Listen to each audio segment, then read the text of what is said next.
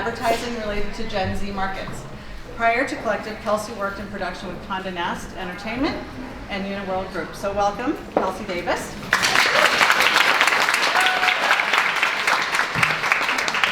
And next to Kelsey is Caitlin Creasel. She's a financial advisor with Hanson's Advisory Services, which is, most importantly, a socially responsible financial planning firm in Fayetteville. So as an avid environmentalist and activist who has a passion for community and urban development, Caitlin wanted her career to reflect that passion and not be ancillary to it. So we'll talk a little bit more about that today. Rather than following the traditional financial advisor track, Caitlin decided at the beginning of her career to focus on socially responsible investing, SRI.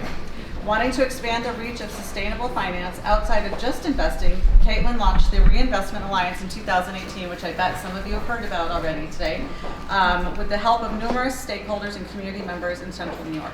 So the Reinvestment Alliance is broadening the reach of financial planning, financial education, and sustainable finance to everyone in the community, including those who historically have not had access to the information. So welcome, Caitlin Creasel.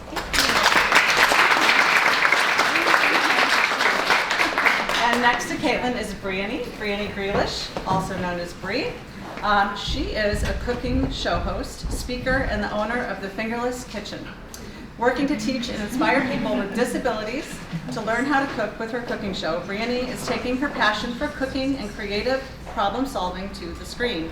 She wants to show everyone that our limitations are opportunities to do something different and amazing, encouraging people with disabilities to find courage in their kitchens and turn their skills and dreams into a business. Bree has been featured in an impressive array of local publications and shows. You might have seen her already in Syracuse Women Magazine, Bridge Street Morning Talk Show, CBS News 5, Street Talk on 93Q, and more. So welcome, Brianne Grealish.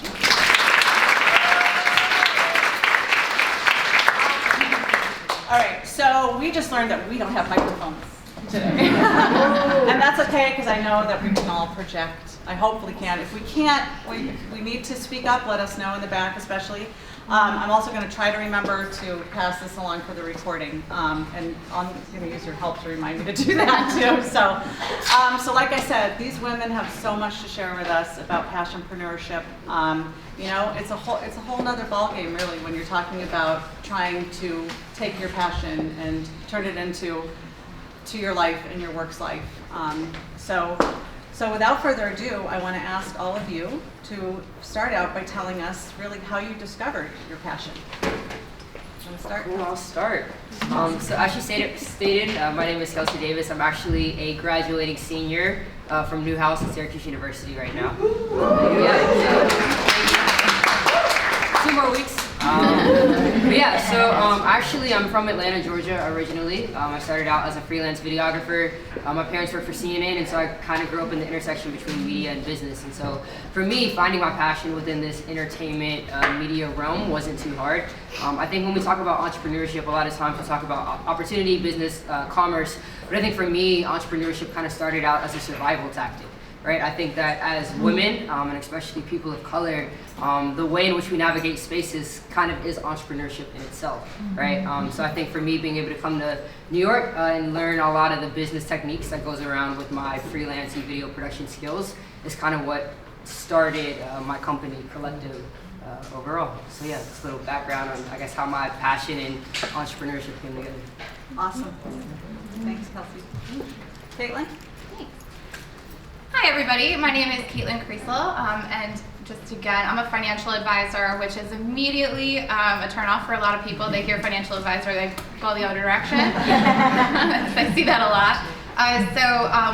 When I first started in this industry, I worked for a traditional financial planning firm, and I really appreciated that we could do so much problem solving. Financial planning and being a financial advisor is really about helping people to achieve their goals for the future. So that's a great job in and of itself. But it was the day that I discovered socially responsible investing that everything got crystal clear for me. I realized that my own passion for community development, and in particular urban and real estate planning, so all these buildings that we see, the community grid, all of that stuff that's happening in Central New York right now, is something I am personally very passionate about. So socially responsible investing allowed me to go to the events that I wanted to go to, and it was my friends and colleagues that I was meeting at those events that I thought not only could I help them with their financial planning and help them to become personally sustainable in their economic life, but I could help them to align their investments with their values. And then beyond that, I did that for several years, and then I partnered with Cooperative Federal Credit Union and the Community Foundation to launch the Reinvestment Alliance last year in coordination with several other local stakeholders in Central New York. And what we have been working on is how can we provide the type of information that we have to the community that historically has not had access to it. And how can we educate them on basic financial planning and on sustainable finance. And so when we all do that, if we all were to make those decisions collectively, we would lift up the community as a whole. So it took me several years to kind of come back full circle, but that's what I wanted to do since day one, was to help everyone in the community to access financial literacy, financial empowerment, and financial planning, and we are achieving that right now. So it's been awesome and great partnerships, and that's kind of where it all started for me. Awesome. Thanks, Caitlin. All right, so I'm Brainy Grealish, of course, the Fingerless Kitchen, if you didn't figure it out already, why I named it that. You know, my business has really been in a zigzag for, a number of years. I was in social work for 11 years on the west side of Syracuse, working with families, people with disabilities in the HIV and AIDS community, and I got burnt out. And during that journey, I lost my way, right? I forgot who I was, didn't really know what I wanted to do in life. I knew that I was done in social work, okay? And so about 7 years ago, I had an idea to write a cookbook to teach and inspire people with disabilities to learn how to cook. Because I've been a cook since I was 8, I've been cooking since I was 8 years old, and throughout my whole life, there's never been a cookbook, there's no TV shows, nobody's talking about people like myself in the kitchen. We're completely left out, and I felt left out. But I gave up on the idea after giving it a little try, because I thought, who am I to do this?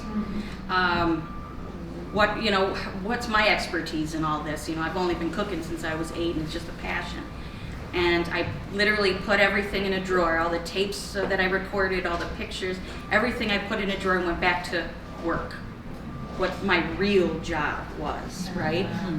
And last year, I'll skip, I jump around a lot. Okay. So 3 years ago, I came to my very first Y symposium here, still in my social work job, with an idea in my head and a dream in my heart, right? I knew I wanted something more for myself. And after the symposium, I started a catering company. And I was gung-ho, and I got to it, and it didn't work out. I really wanted it to work, but it still wasn't me yet.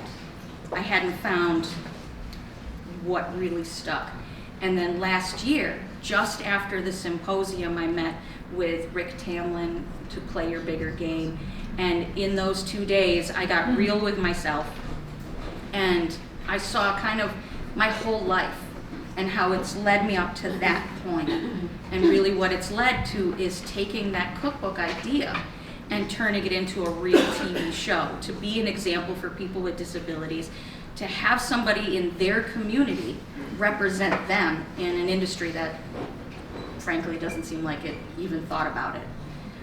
So that's really where I started in April last year on this journey to get to where I am right now. Because before I only dreamed about coming up here. So, and now I've been working with local chefs. I was here at Sky Armory 2 weeks ago shooting my No Thumb Chef Challenge, which will come up soon. So if you want to check my website, it'll be up any day. But yeah, here I am. I've been on Bridge Street. I'm the cover of Syracuse Women's Magazine, and I'm pulling it all together one step at a time, and we'll get there.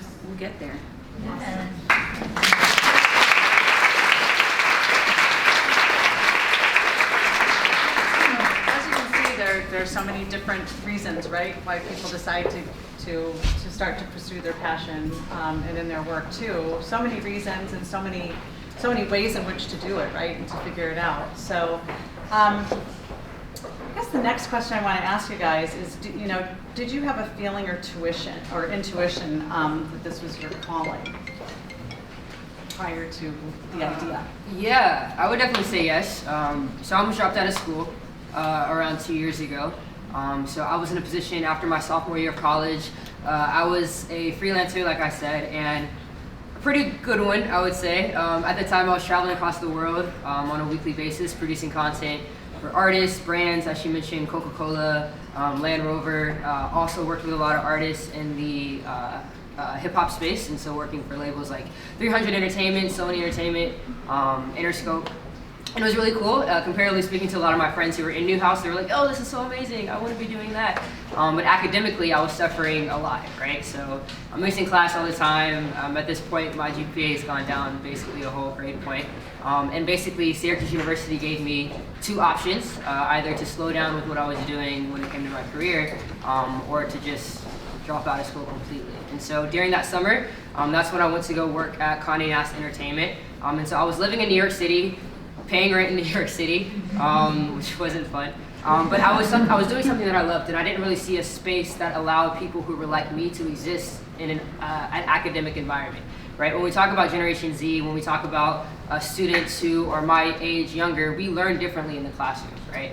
I was somebody who, when I was in 4th grade, I'm getting up 5 times to get a drink of water. I'm not thirsty, I just need something to do. And so it's really hard for people like me to operate in these intense academic environments and to take what I identified as creativity, right, as leadership, as being innovative, as being a change maker, but I was just being told that I was a disruptor in the classroom, right? I think now owning a media and technology company, being a disruptor is a good thing, right, and we're praised and we get accolades, but there really isn't a space for being a disruptor in an academic space. And so that's where my company Collective kind of formed.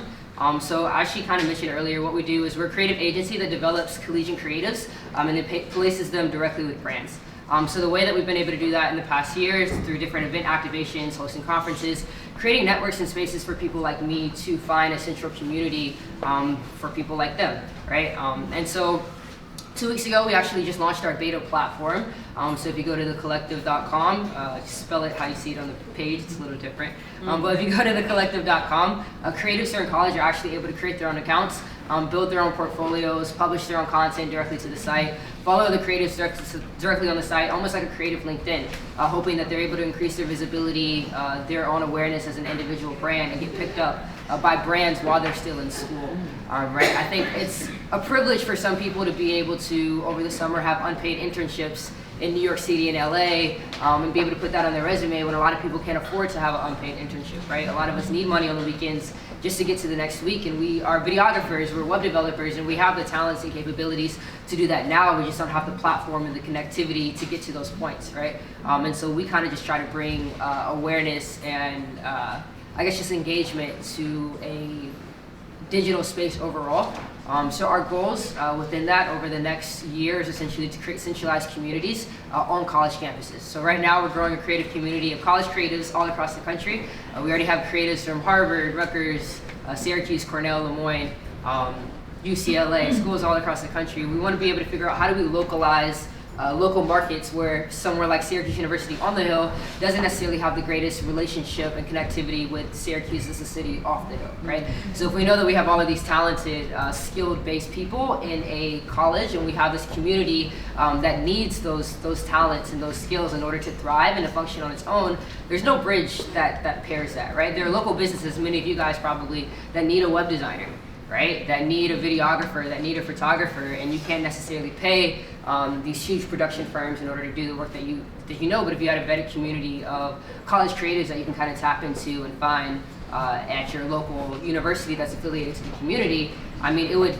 exponentially be able to amplify you guys' growth margins of what you can do, right? Yeah. So yeah, that's a little bit of, I guess, the passion that comes behind. Yeah, and when we were talking last night, Kelsey, what really rang true for me is that, talk about a niche, right? And this niche came from a need that you had, right, because you wanted to work and be in school at the same time. And it's something, I think that's with the millennials, and that you're, it's more and more about that. Yeah. So trying to figure out how to make that happen. I think a lot of you guys have this problem of, a lot of us have this problem of having to choose, right? For some people that maybe, do I want to be a mom? or do I want to continue climbing in this individual company, right? Do I want to be a student, or do I want to be able to make money, in my creative field right now? And I think that more and more, I think increasingly over time, like we don't have to choose, right? We don't have to take two options that are given to us and just say, okay, I guess I have to do A because I can't do B. I think that if we're given the right tools and we're connected to the right communities, we can create our own lanes, and I guess that's my task for everyone. Trying to normalize that a little bit too. Yeah, it has to be acceptable, normalized. right? Yeah, awesome. Very good.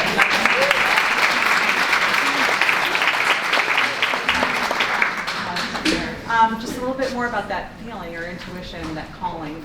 Yeah. So I'm a single mom. I have 2 daughters. They're 8 and 5. They're Aliana and Vivian, and they're biracial. They're half black. And so single mom of 2 children that look entirely black. So I get asked where I adopted them from or if I'm babysitting a lot. I also don't look old enough to have an 8-year-old, so that kind of confuses people. Yeah, it's a good thing. I take it. I don't complain too much about it. But last night, for example, I looked at the literal 8 baskets of laundry. That's clean, but not folded and not in drawers. And at 6:30 this morning, when I was brushing my older daughter, who's got like a literal afro, brushing out her hair in the tub, knowing I was running late. It's those moments that it's tough to remember, and it could honestly make me cry, but it's tough to remember that you can do more than what you think you can do. And so that's the intuition that has driven me since long before I had kids, but since I had kids. People told me young female can't be a financial advisor. Young female single mom can't be a financial advisor. There have been days where I've had no money. And so those are the days that I thought, I can't do this.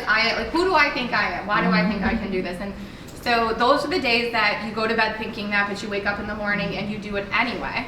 And it's this feeling, and I'm sure a lot of you, if not all of you, have that same feeling, that kind of imposter syndrome, that question mark.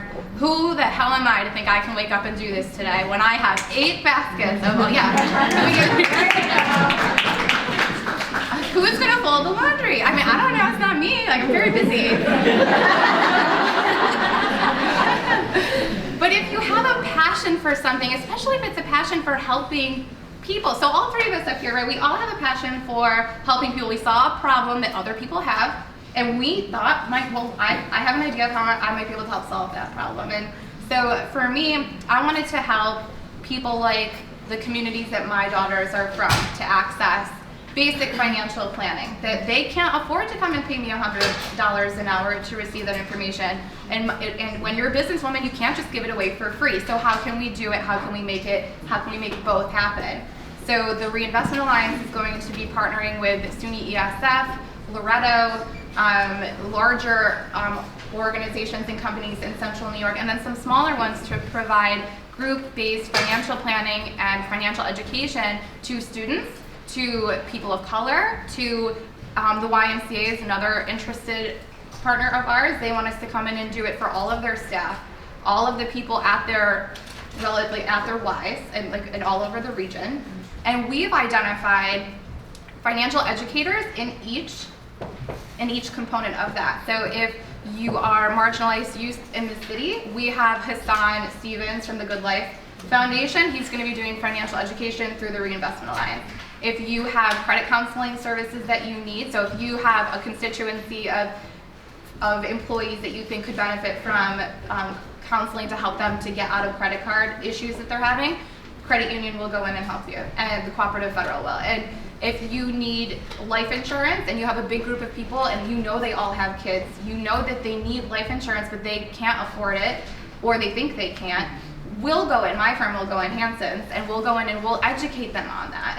And then it's above and beyond that too. So like we figured out a way to provide that education to the people that need it most and get compensated in return. So, but when you wake up every day, just kind of pull it all together, when you wake up every day and you think, who the hell am I?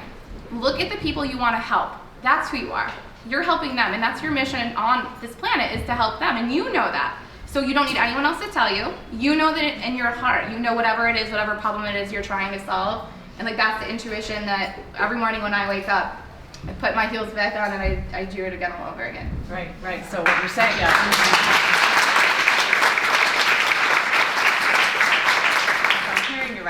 passion, right? That keeps that energy going, so that maybe one of those loads will get folded, right? Someday I'll be able to hire someone to And fold if my it does, loads. that's okay too, because the important stuff is happening, right? So awesome.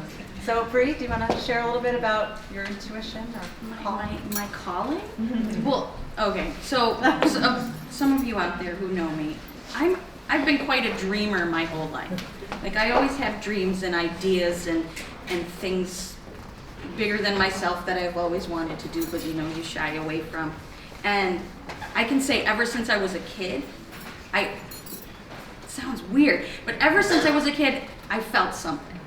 I felt something different, and I think more than just having this disability and nobody else around me like myself. I had to learn how to do everything on my own because there's nobody to show me how. All my family had all their fingers.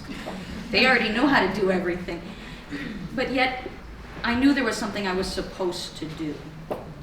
Little dreamer me wishing up at the stars, knowing that I was supposed to help people in some way, but not knowing what it was. And I could hear it and I could feel it inside of me. And throughout my whole life, it just keeps coming back. This feeling that I'm supposed to do something, that my hands are going to do something besides just cook something fun in the kitchen, that they're actually going to be my power, right? Because, it's the same things over and over. And sometimes I could almost hear it on the wind when I'm quiet and thinking to myself, and it's just something called to me, but sometimes I wanted to scream back, what is it?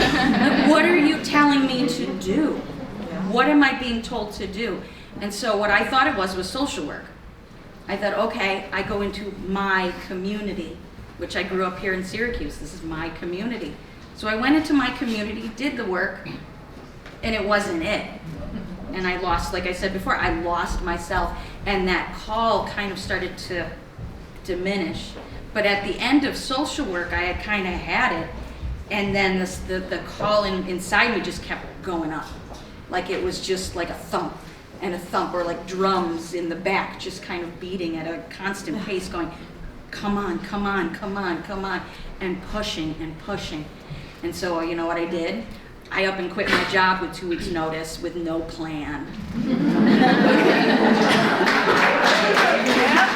plan. I had a little kid and a big kid. My sons are right now 12 and almost 5. And that was 3 years ago, so, schools, daycare is expensive, right? Having a home is expensive, and a life is expensive, and I was terrified, but I also knew I had to do it. This was me reclaiming myself, and so what I tell people sometimes is that moment when I decided, I can't do it, but, stick your middle finger up at everything that was hurting me, right? Just forget it. And I was writing that letter saying I was going to leave in 2 weeks and whatever, and I put it in the mailbox. Like I was gung-ho about it before I put it in the mailbox, slipped it in the mailbox, and I went, oh shit. I was like, what did I just do? I have ruined my entire life. Here I have a steady job, a steady paycheck. I know what to expect, even though it's crap. I'm being treated like crap, but I know what to expect. And I was shaking, my whole body was shaking, and I didn't know what to do, and I packed up my office because I knew better who I was working with, so I was prepared. And, right, because we have those places that we work sometimes.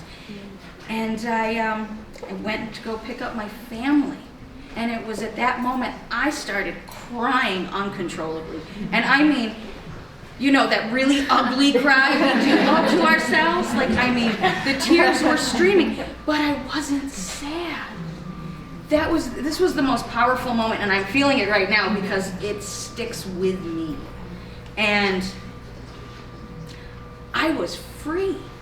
Do you know that? I was absolutely free. The world was now mine to make of it as I choose, not where I worked, them telling me what my life was to do.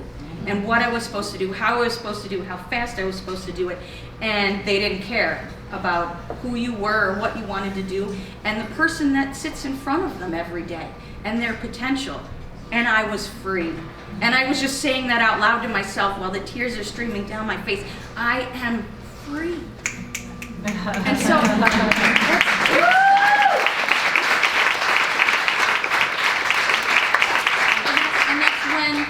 that's when it all started to make sense. And I had been here, and I got a coach at Wise, and I just started talking about it, and I started meeting people, and I started connecting more and listening to myself more, and failing and rising and failing and rising, and just, you know, times doubting, but the sound got stronger after I left. And now it's beating hard and it's beating strong, and I'm loving it and terrified all at the same time. So my next question, I mean, you're already kind of starting to answer, so I want to start with you, Okay. and then we'll go the other way this time. So you started talking about, you know, overcoming fear and that kind of thing, and or failure. So can you talk a little bit about how, you know, how you've done that so far, anyway, so that you could listen to that voice, continue to listen to that voice? Well, I find time to get quiet. Now, I've had to learn to do this because it was my mom always told me, like, I talked a lot. And so I'm never quiet, you know, I'm always talking, I'm always thinking, I'm always running, I'm busy, because I do have ADD. So kind of, We're going to try to keep you. I know, you keep me in check. But there's fear like every single day. And I'm trying to create new habits for myself of getting quiet, getting still, and having to really focus on when a negative thought comes up, figure out something better to replace it with. Because they come up sometimes constantly when things aren't working out, or you're doubting yourself when things are going well. And so, I don't know, like I was doing it this morning. I go outside, I have a cup of tea, I listen to the birds because they start chirping at 4:30 in the morning, so I'm now up. And I go outside and I just get quiet, and I thank for the day that I have been given. I thank the sunrise. I'm thankful for the boys and my husband upstairs. And I get thankful, and then I just get real quiet and just listen to the thoughts that come into my head and go, it's gonna be okay. No matter what you do, it's gonna be okay, because I've had tremendous loss in my life. I've seen the floor come out from under me, and I got lost in that for far too long. But what I've realized is through this quietness, I'm building my resilience. And the more times that I fall and I get back up, I'm stronger each time I get back up, right? And we do, but we have to fall in order to realize we can get back up. And the other part of that is finding a community of women, my allies, my supports, the ones that understand what you're going through, and the ones that can go on, you got this. Even though they may know, like, ooh, it might not go so well. Right? But they're not going to always tell you that. They're like, let's go. Because we need that. We need that because we know we're going to fall. We don't need people to point it out at us. So what I'm hearing you say is that quiet time in the morning, right? Which so much of us have learned how powerful that can be, that gratitude, right? That gratitude and the support. Yeah, and getting some good music that you... Good really? music. Because I was listening to it on the way out the door, and I was dancing, and my family's going, we gotta go. Mood elevator, Something right? to pump me up, keep me grounded, and Great. keep going forward. Yeah. Thank you. Thank you.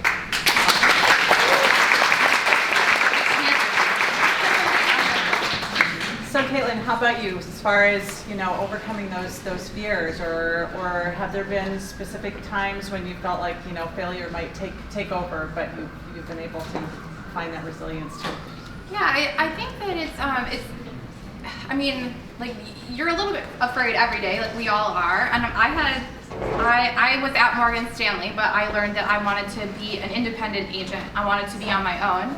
I didn't like the wirehouse model, it wasn't for me. And so I left a full salary and benefits with a 4-year-old and a 1-year-old and went out on my own with no income whatsoever. I didn't even have one client. And I was terrified. I mean, like, come on, like, no more money. Like, what are we gonna do? And I was a single mom, and who was gonna pay our bills? But I had saved money, and I knew we'd be okay for a little while. I gave myself 6 months. At 6 months, I had gotten like 7 or 8 clients. And again, I look young now. Imagine how I looked at like 24. Okay, I was like a baby. And I convinced people to give me their money and let me manage it for them. I tell those clients now, I kind of judge them for making that decision. My very first client, I've had him for almost 8 years now. I said, I really hold that against you as a terrible choice, but it worked out for him. But at about 6 months, and what I told myself that day I left Morgan Stanley was, the worst thing that can happen is I run out of money and I get a job. I'll be fully qualified to work and have a position somewhere. I have experience, I have a college degree. And so 6 months in, had several clients. I called my mother, that ugly cry, hyperventilating crying. I can't do this. I had someone turn me down. They didn't want to be my client, and I lost it. Within 2 weeks, I had a full-time job at the Regional Planning and Development Board running the Solarize CNY campaign. So while growing my business, I also managed, maybe some of you here have heard of it, we helped add more than 2 megawatts of solar energy to the 5-county region of central New York. And that opportunity was, at the time I saw that as a failure because I hadn't just made it as a financial advisor. My firm thought I was crazy to have been doing socially responsible investing at all. They were kind of naysaying me and having me question myself, and then they were very unsupportive of the fact that I had taken this other job. But I needed to for my kids and for my family. I speak at a lot of colleges, and what I tell the students there's no opportunity that you get that is failure. I learned so much from that job at Solarize, and I built so many connections with people all over the 5-county region. I learned how to do social media marketing. I had to get up 3, 4, 5 times a week and do presentations on solar. I didn't know a thing about solar energy. Nothing. I was like, net metering. Don't know what that is. It was terrifying, but it was a job. It was a full-time job with benefits, and that was awesome. And so by the time I left that job, over 2 years ago, I went full-time as a financial advisor. I had built up my business more and more. I'd gotten a little bit older, which is always helpful in this industry. And I look back now, and I'm so grateful for having failed at becoming a financial advisor in those 6 months. I could not be more grateful for that because that job taught me so much. And so in terms of fear, I would say that you can leverage that fear to motivate you. But I mean, I'm afraid. Like if you're sitting there like, okay, like these 3 women are awesome, like look what they've achieved. Like we're afraid to do what we're doing. We're super, look at my hand. This is like even all the public speaking, still a little nervous. But if I could encourage you to do anything, it's that fear is, it's just the voice in your head. No one, if you walk into a room and tell someone that you're an expert on something, they won't be like, prove it. Prove it to me. If you walk in and say you're an expert on something, they'll just believe you. So just start, if you think that you're an expert on something, just start saying, oh, I'm an expert on, boom. And you are, because you are. Like you don't need a college degree to say that. You don't need a certificate. You don't need a master's degree. I'm telling you as a financial advisor, student loans are a really big issue in this country. You don't need someone to hand you a piece of paper proving to you that you can do something.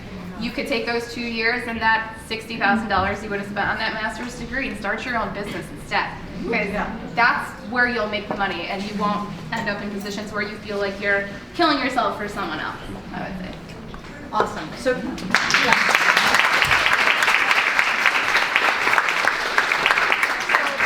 Do you think it would be fair to say that positivity would be something that has helped you along the way? I get this feeling from you that you are sort of generally positive person, and perhaps that's just like you're saying as far as turning around like, oh my God, I have to get a job now, but as far as taking that and going, look what that gave me, and do you agree that that's been part of what's kind of helped you with fear and I would say that positivity and optimism in general, that it's all going to work out.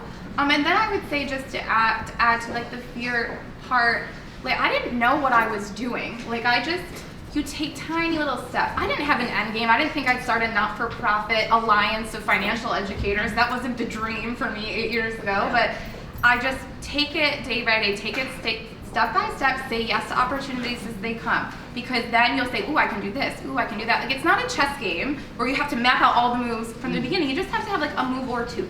Right. And so take that step and see where it takes you, see where it leads you. And that's what I did. And then it kind of, like it becomes clear, the path becomes clear.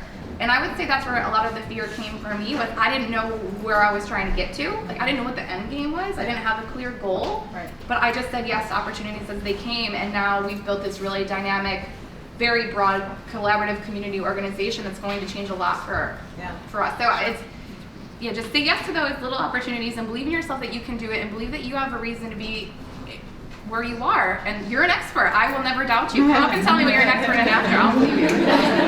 Yeah, you know, there's something that we call in the coaching world called detached involvement, right? So it's like that being okay with those curves in the road. You know, you think you know what you want, and you got to get there the way you think you need to get there. But being positive and optimistic, even with those curves in the road, and allowing them can be so powerful and can help you overcome those fears. And again, what we think are failures may not be, right? So yeah, awesome. Thanks. Some of my widest curves are what led me to where I ultimately have gotten. Absolutely, awesome. Can I add just something real quick? Sure. Just for you to go on what you're talking about, fear, is that I've heard it said that sometimes the things that you fear are what matter the most to you. So if you're getting that strong feeling of this is terrifying, and you know what?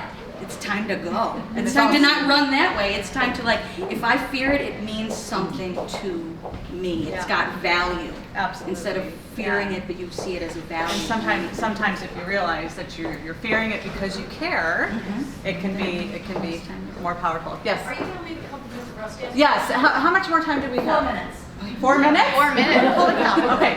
So any input about fear or failure, and then we'll go to Q&A. Thank you. Yeah, just briefly.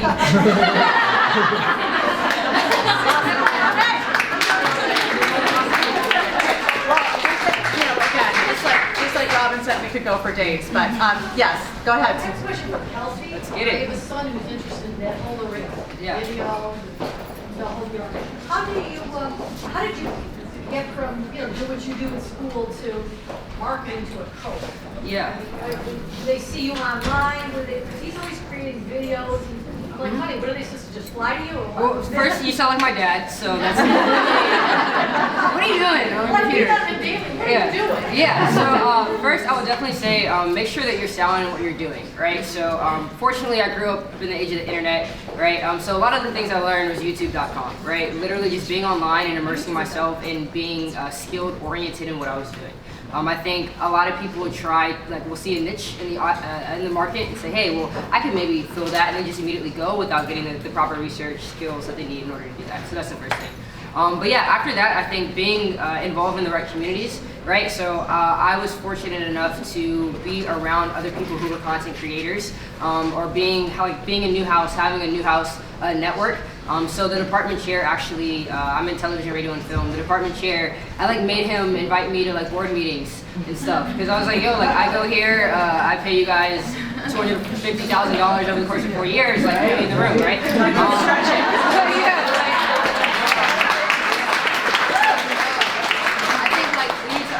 That these people are these are our constituents, we're paying for them to be able to kind of serve us, right? And so I think that's super, super important. And so yeah, from there, a lot of it is just understanding how to position yourself in direct relation to the market.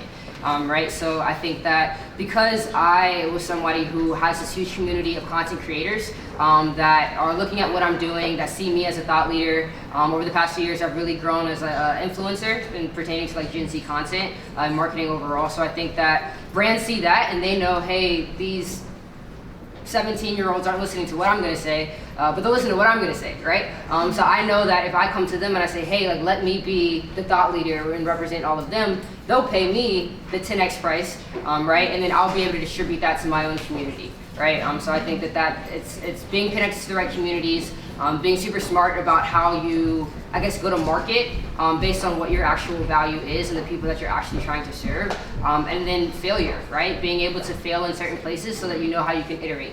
The only way that you can iterate from something is if you have data to measure what went wrong, what didn't go wrong, and then double down on what went wrong. On what went right, and then eliminate what went wrong, right? So I think the data behind what we do is super important. Yeah. Okay. Question. Sorry, I'm going to go to I will be local after I graduate. I'm graduating Syracuse and staying in Syracuse. Local. Maybe one more question. we're at the hour, so yeah. And Ann Messenger with the Women Presidents Organization. In this business building journey you're on, you all clearly are beyond the conceptual stage. You're not at the big corporate stage yet, if that's where you want to go. I'm curious if each one of you can give us one concrete, practical step that you took along the way that you can share. A book you read, something you did that was so right, something maybe you didn't do that you should have done, an accountant you hired, whatever. Yeah, it was my last question too, so go. 30 seconds each. I feel like so much pressure. I always tell all my cousins, go to stuff and introduce yourself. I have built my entire business on networking. Some of the people that I was networking with 8 years ago are now common councilors and the mayor of the city. So that works out really well. So go to the stuff you're interested in. Go to the stuff that you're kind of interested in. Introduce yourself to people. Go alone. Talk to people. Introduce yourself. Tell them what you do. And just get to know them, because those relationships will be that will be your market, that will be your referrals, that will be your professional relationships, and I've made so many awesome friends. So that go to stuff. Sure. Alone. Yeah, thank you. Yeah. Thank you. Alone. So what reading for me is a lot of work, the way it always has been. So I do a lot of listening. I do a lot of listening of like TED Talks, motivational speakers, books on tape while driving kids to camp or to school. Like, I mean, just anything I can get my hands on, I try to listen and watch and pay attention to. And then if I try it out, it doesn't work, we try something else. But I do a lot of, for me, it's listening, right? Since I'm not the best reader. But. So many beautiful resources out there. Yeah. Can I add today? So yeah. Before we wrap Yeah. up, can I add one more thing? Like, you got me a super going, but then Go. I'll say Go. one. Go. Yeah. Yeah, go ahead. So I would definitely say I'm super good at the conceptual stuff, all the strategy, concepts, all of that. For me, it was the technical skills. So being young, when I started the company, I was 19 years old, right? So reading books, so Good to Great, Built to Last, venture deals, like getting a lot of the technical research knowledge that I needed to actually build a sustainable and scalable company. I think it's one thing to have a really good idea, to make some money, every now and again, but if you can't scale it to operate without you, then that true leadership and business acumen doesn't really exist in that product. So for me, it's actually learning the technical skills to be able to scale and grow overall. Awesome. So the big picture stuff. Yeah. Awesome. All right, Okay, one last more thought thing. for everybody. If you have kids, you need life insurance, a will, healthcare proxy, and power of attorney. If you are in your 20s, you need to be contributing to your retirement. If you're thinking about going back for a master's, you need to look at your ROI. And all of us here could benefit from some financial planning and basic financial education. So Google it. There's books. I can refer some awesome books to you guys. But if you have a family, you need to be doing financial planning, because it's just so important for your personal family sustainability. So don't forget that. It's super important. Okay. Awesome. All right.